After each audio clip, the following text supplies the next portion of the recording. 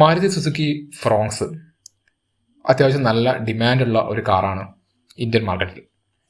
നേരത്തെ തന്നെ മാരുതി അനൗൺസ് ചെയ്തിട്ടുണ്ടായിരുന്നു അതിനൊരു ഹൈബ്രിഡ് വേർഷൻ ഇന്ത്യയിൽ വരുമെന്നുള്ളത്. ഇന്ത്യയിൽ വന്നിട്ടില്ലെങ്കിലും ഫിലിപ്പീൻസിൽ ഈ വാഹനം ഇറങ്ങിയിട്ടുണ്ട്. അതെ, ഫ്രോങ്സിൻ്റെ ഹൈബ്രിഡ് ഫിലിപ്പീൻസിൽ ലോഞ്ച് ചെയ്തു. അവിടുത്തെ പൈസ നമ്മുടെ നാട്ടിലേക്ക് കൺവേർട്ട് ചെയ്യുമ്പോൾ ഏകദേശം 18 ലക്ഷം രൂപയൊക്കെയാണ് ഇതിൻ്റെ വില കാണിക്കുന്നതെങ്കിലും നമ്മുടെ നാട്ടിലേക്ക് വരുമ്പോൾ എന്തായാലും വില കുറയും. മിക്കവാറും ഒരു 15 ലക്ഷം രൂപയെ താഴെയായിരിക്കും ഇന്ത്യയിൽ ഈ വാഹനം പ്രൈസ് ചെയ്യുന്നത്.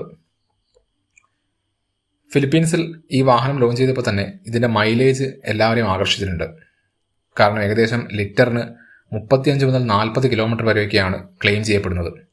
അതിനു പുറമെ അഡാസ് പോലുള്ള ആധുനിക സംവിധാനങ്ങളും ഈ വാഹനത്തിൽ ഉൾക്കൊള്ളിച്ചിട്ടുണ്ട്. ഇന്ത്യയിലേക്ക് ഫ്രോങ്സിൻ്റെ ഹൈബ്രിഡ് മിക്കവാറും 2026 കൂടിയായിരിക്കും ലോഞ്ച് ചെയ്യുന്നത്.